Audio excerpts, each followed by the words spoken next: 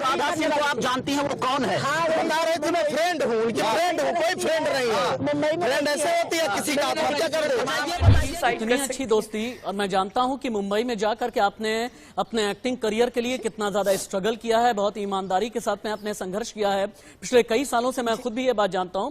लेकिन एक बात ये बताएं आप कि ये परिवार ने एकाएक, चूंकि आप तो परिवार की मदद कर रही थी, आपका भी ये कहना है, लेकिन परिवार ने एकाएक आपके ऊपर आरोप जड़ने क्यों शुरू कर दिया कि वाराणसी में अनुराधा आई, उन्हें सबूत मिटाना था, सबूत मिटा करके चली गई? ये बात किसी को भी समझ में नहीं आ रही है। एक बार खुल करके सच्चाई क्या है आप बताएं। बिल्कुल, मैं बताना चाहूंगी। सबसे पहले तो मैं ये बता दूं कि परिवार वहां पहुंचा कैसे। आकांक्षा की मौत के बारे में मुझे पता चला जब एक न्यूज चैनल पे मेरे मित्र हैं, उनकी 2 ही दिन पहले मैंने आकांक्षा के साथ अपनी स्टोरी डाली थी और मैंने लिखा था मिसिंग यू, जिसपे उसका रिप्लाई आया था और उसने स्टोरी शेयर की थी।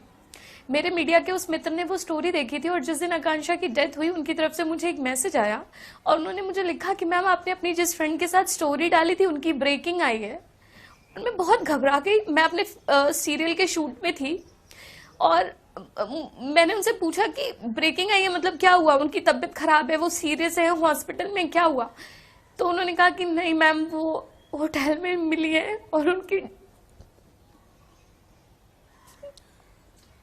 अनुराधा, अपने आप को आप संभालिए, बहुत जरूरी है क्योंकि आपके सामने उनकी डेड बॉडी मिली है। आप यकीन मानिए राशिद जी, जब मैं ये बातें कर रही हूँ तो वो सारी चीजें मेरे सामने चल रही हैं, तो मेरे लिए बहुत इजी नहीं है इस बारे में बात करना। लेकिन आप एक काम कर लें, आप एक काम कर लें, मैं आपको 1 मिनट का टाइम देता हूं, मैं आपको 1 मिनट का टाइम देता हूं, चूंकि आपका ये कहना है कि आपकी तो बहुत अच्छी दोस्त आकांक्षा रही है। आप 1 मिनट का टाइम मैं दे रहा हूं, थोड़ा सा आप पानी पिए, थोड़ा सा आप रिलैक्स हो जाएं। लेकिन परिवार अनुराधा को लेकर के क्या कहता है? पर अनुराधा का खुद ही ये कहना है कि अपनी दोस्त को बहुत प्यार करती थी, उनकी माँ को माँ जैसा मानती थी, लेकिन अब घर वाले क्यों आखिरकार आरोप लगा रहे हैं? एक बार आप सुने, फिर से मैं अनुराधा के साथ में कनेक्ट होऊंगा। अनुराधा, तब तक आप थोड़ा सा पानी पिए, थोड़ा सा रिलैक्स हो जाइए, एक बार सुनाया जाए।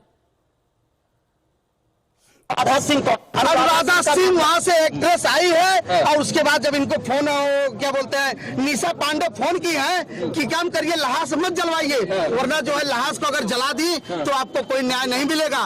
उसके बाद अनुराधा ने क्या किया, इनका मोबाइल छीन के उस निशा सिंह को गाली दी है और मोबाइल रख के और बोली तो रख कुतिया बोल के फोन रखी है। और उसके बाद इनको इनके हाथ में मोबाइल नहीं दिया, जबरदस्ती ले जाकर लहास जलवाई है, जबरदस्ती जलवाई है लहास को, नहीं करने वाली थी। अनुराधा अपनी स्वेच्छा से नहीं की है क्या? नहीं, तो मैं अनुराधा सिंह को आप जानती हैं, वो कौन है? हाँ, बता रहे थे मैं फ्रेंड हूँ, उनकी फ्रेंड हूँ, कोई फ्रेंड नहीं है। फ्रेंड ऐसे होती है किसी का, आप क्या कर रहे हो? ये बताइए कि वो मुंबई से चलकर वाराणसी पहुंचती है और डेड बॉडी को ले जाके जलवा के बैठ के जलवाती है, फिर एयरपोर्ट पहुंचती है, बोलती है मैं जब यहाँ से हम लोग फोन किए पूछे घर पे चली आओ सांत्वना देने, तो बोल रही है हमारा काम जो काम है करके जा रही हूँ।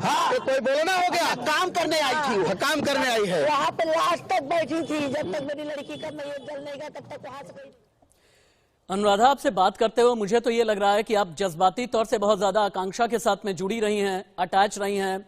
एक बात बताना चाहेंगी, ये आकांक्षा दुबे की मां के साथ ये बैठे हुए जो भगवा रंग के कुर्ते में है, ये कौन है? क्यों आखिरकार इस तरह के उलझुलूल आरोप लगा रहे हैं? मैं नहीं जानती इनको ये कौन है। आप जिस दिन आकांक्षा का अंतिम संस्कार हो रहा था उस दिन इनमें से कोई इंसान वहां पर नहीं था। अच्छा, ये मैं इनको व्यक्तिगत तौर पर नहीं जानती हूँ।